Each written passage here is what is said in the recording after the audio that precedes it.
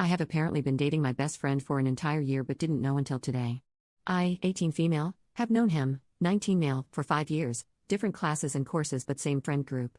Over time, he has genuinely become one of the best people I know, and it's only getting better every day. I can't lie and say he's not my type, nerdy, charming, sweet, funny, flirty, with the right amount of awkward. He comes to pick me up from class. He plays hockey without being a jerk to the skaters. And most importantly, he gets treats for my cat. Multiple strangers have mistaken us for a couple, even close people like our friends, professors, and worst of all, my family. He's kinda perfect, but I've never even thought of putting the moves on him. He's never shown romantic interest in me. We're friends, nothing more. Or that's what I thought. Today, he was spending the afternoon at my dorm, something he started about a year now.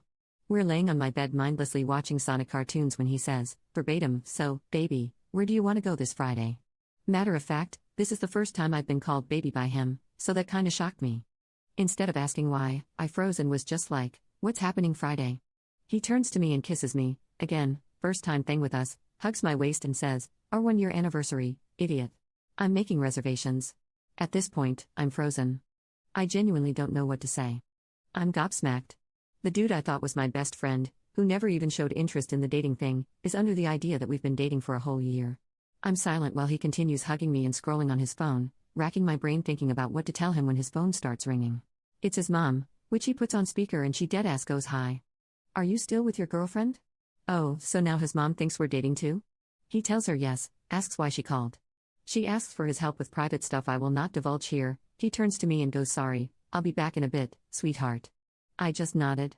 I was just like, "Alright, see you in a bit." No questions, no screaming, just acceptance.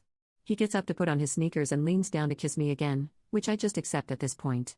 It's a nice kiss besides the fact that my mind is somewhere else. He leaves and I get a text from his coach, tell, boyfriend's name, to come tomorrow at 7 p.m, he'll only listen if it's you. The hell you mean only me? You're the responsible adult tasked with training these hockey players, why do you depend on me bringing him to you? But that led me to a rabbit hole of finding out who knows we're dating. Apparently, the majority of the people I talk to think we're dating, or if I'm being correct here, know we're dating and just, have never mentioned it to me. I don't think it's a prank solely on the fact that his mom called me his girlfriend. They don't have the closest relationship. She is a very traditional, conservative and religious Korean woman. Always serious and does not play around.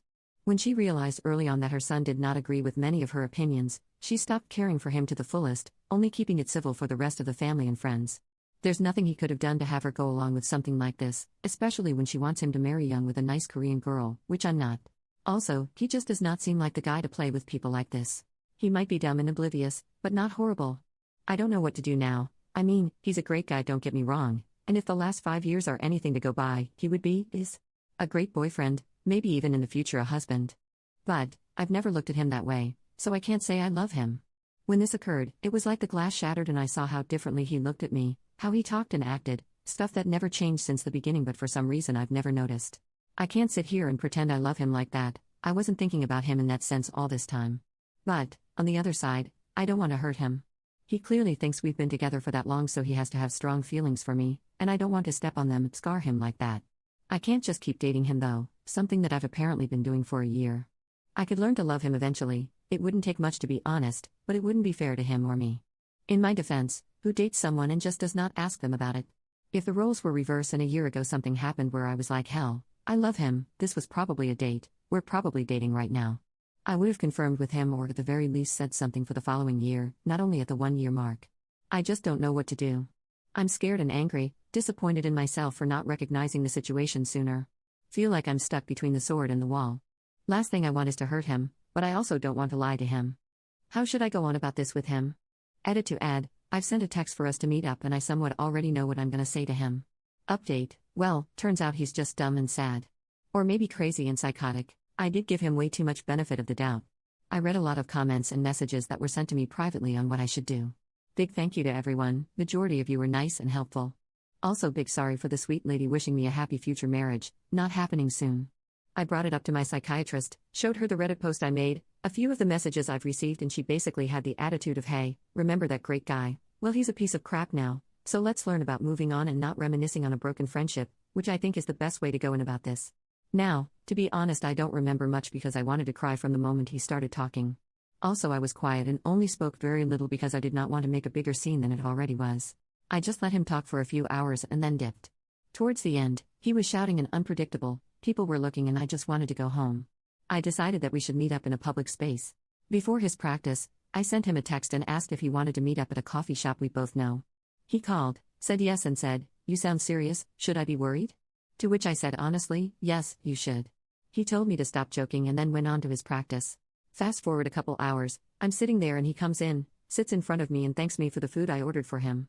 We start eating. I'm a nervous wreck and he realizes, which led to him asking, "Are you really okay? You didn't seem good a while ago, and from what you said, I'm actually worried now." So I lay it out on him.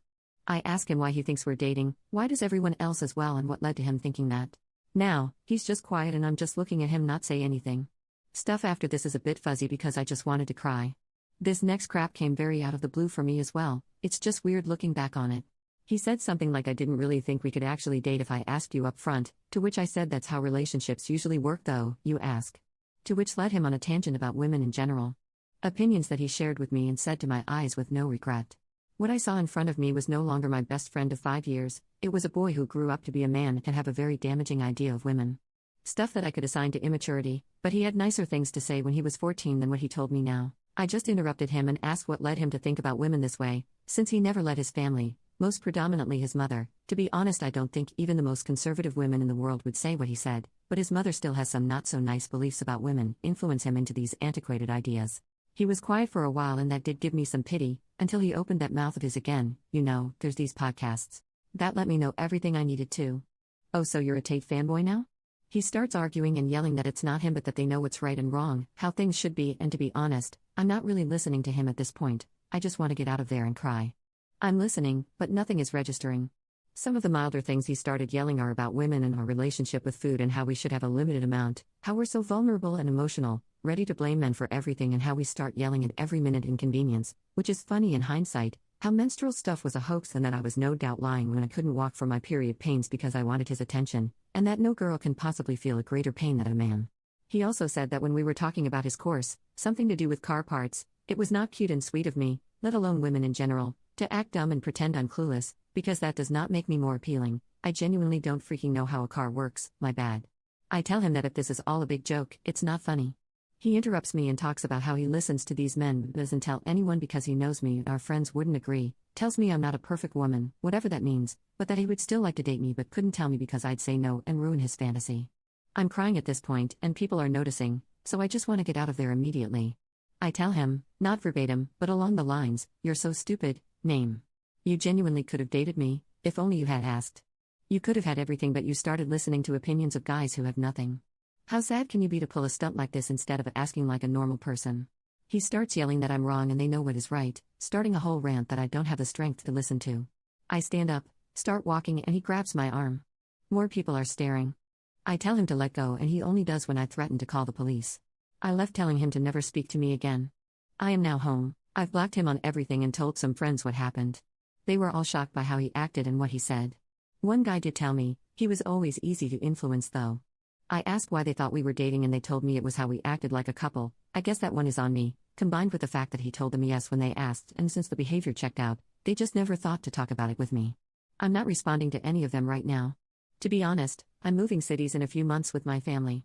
I used to cry about it nonstop because I'd have to leave all my friends here, including him, and that was the last thing I wanted. Now, I'm kinda glad I don't have to worry about bumping into him. I just feel distraught, like, that was a nice friendship, it was a pillar of my childhood and now it's just gone. He said and did some nasty things, even if it was in the span of a few hours. If up until moving he comes up to me personally or tries to pick me up from class, I'll repeat that I do not want him in my life anymore. If push comes to shove, I'll call the police, not that I think he'd do anything though. I'm also sharing my location with both my older brother and father. Yes, it might be a bit delusional and not needed, but you never know. He was a great guy and we did have a good friendship up until he decided to view women as objects and date one without asking because he deserves it. I just can't stop crying. I really thought I knew him, and for him to be able to spew those words and opinions at me like that, stuff he's always been against from what I remember, it was shocking.